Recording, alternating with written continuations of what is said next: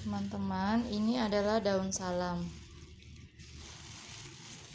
Daun salam ini biasa dipakai oleh ibu-ibu untuk memasak ya. Jadi kalau ibu-ibu pasti sudah tidak asing dengan daun yang satu ini.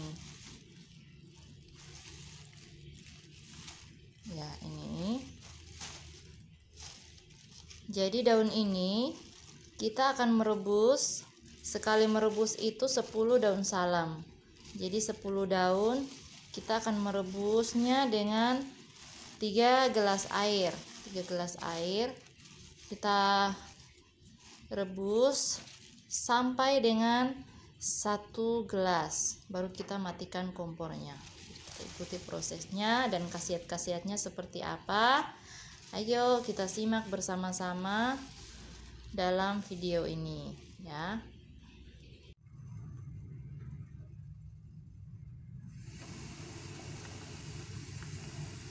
Ya teman-teman, jadi ngerebusnya seperti ini ya.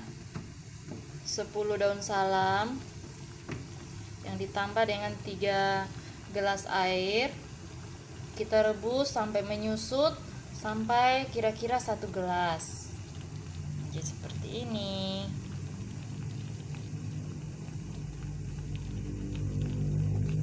Kita rebus agak lama supaya bisa keluar sari-sarinya dan khasiatnya lebih mantap gitu. Ini merebusnya.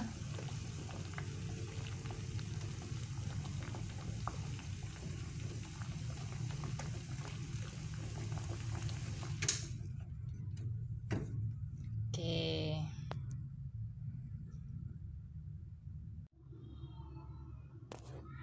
Ya, seperti ini sudah jadi. Nah, 1 gelas ini tidak langsung dihabiskan ya untuk 1 kali minum, tapi ini akan diminum 2 kali. 2 kali berarti sekali minum setengah-setengah gelas ya. Setengah-setengah gelas akan diminum dalam 1 hari, itu pagi setengah dan malam sebelum tidur setengah. Jadi begitu ya. Oke, daun salamnya sebelum direbus tadi jangan lupa dicuci terlebih dahulu supaya bersih dan higienis. Ya teman-teman, daun salam ini mengandung banyak sekali manfaat. Saya sudah browsing di beberapa informasi dan saya simpulkan dalam satu catatannya, jadi saya akan bacakan untuk kita semua. Silahkan disimak bersama-sama. Nah, yang pertama yaitu menurunkan tekanan darah tinggi dan juga kolesterol ya, kandungan dari daun salam ini. Nah, kenapa? Karena dia kaya akan flavonoid yang mampu menurunkan tekanan darah tinggi, dan juga ada senyawa quercetin namanya, quercetin yang berfungsi untuk menurunkan kadar kolesterol. Yang kedua yaitu mengobati asam urat karena mengandung senyawa aktif quercetin, myristin dan miriesetin yang berperan untuk menurunkan kadar asam urat.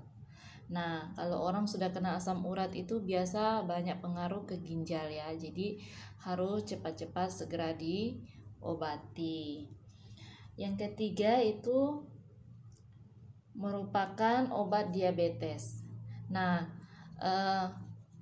daun salam ini untuk menurunkan diabetes sangat bagus ya. Artinya maksudnya kadar gulanya bisa cepat sekali turun.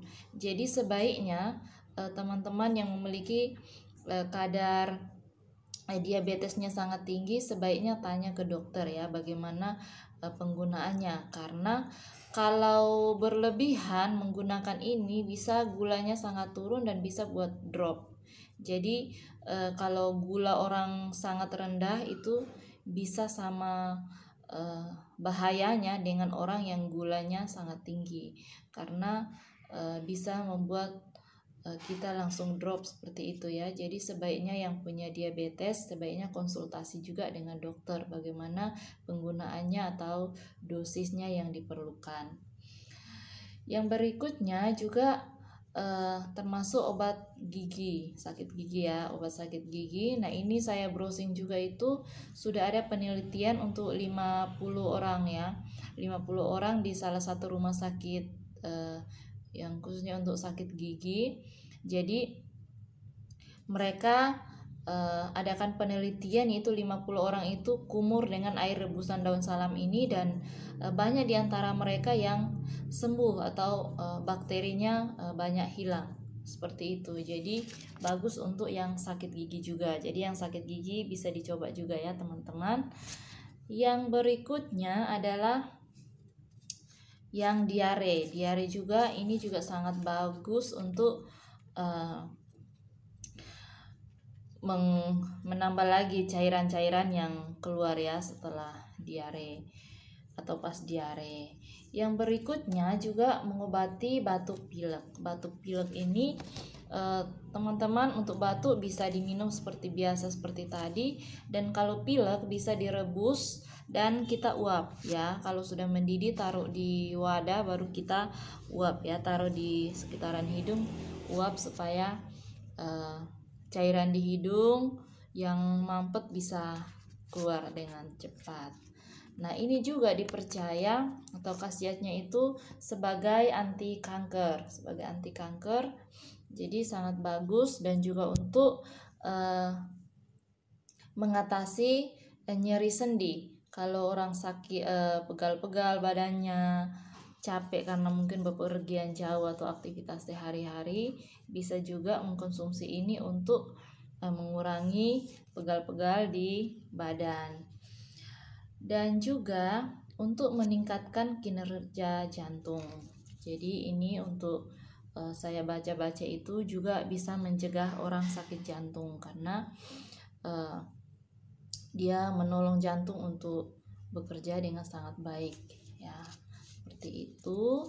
Nah, teman-teman, di sini juga ada efek sampingnya ya, Nah, dipastikan harus rebus secara sampai matang, dan sebelumnya dicuci bersih supaya tidak mengandung bakteri-bakteri jahat yang nantinya akan menimbulkan kita mengalami alergi. Nah, kalau orang sudah alergi itu biasanya cenderung orang itu bisa sesak napas dan pastinya berakibat fatal ya kalau orang sudah sesak napas seperti itu. Dan juga kalau untuk ibu hamil dan menyusui sebaiknya dikonsumsi kurang dari dosis yang dianjurkan, atau untuk ibu hamil khususnya karena itu sangat rentan, sebaiknya jangan dulu konsumsi ini sebagai herbal dulu karena bisa berpengaruh juga kepada janin yang masih mengalami pertumbuhan seperti itu. Jadi sebaiknya konsultasi dengan dokter bagi ibu hamil yang mengkonsumsi, yang sekiranya mau mengkonsumsi daun salam ini ya. Jadi ada efek sampingnya itu bisa menimbulkan alergi kalau direbus tidak sampai matang dan dicuci tidak bersih, dan kalau sudah alergi bisa menyebabkan penyakit lain yang lebih fatal. Dan juga untuk ibu hamil karena ini dia bisa menghambat pertumbuhan otak pada anak ya, jadi itu kurang bagus juga. Jadi sebaiknya kalau ibu hamil jangan konsumsi. Dan juga yang saya baca tadi juga bagi orang yang mungkin akan bedah ya, yang mau operasi, sebaiknya 2 minggu sebelum operasi jangan dulu konsumsi daun salam ini karena ini juga bisa mempengaruhi orang tersebut, bisa mempengaruhi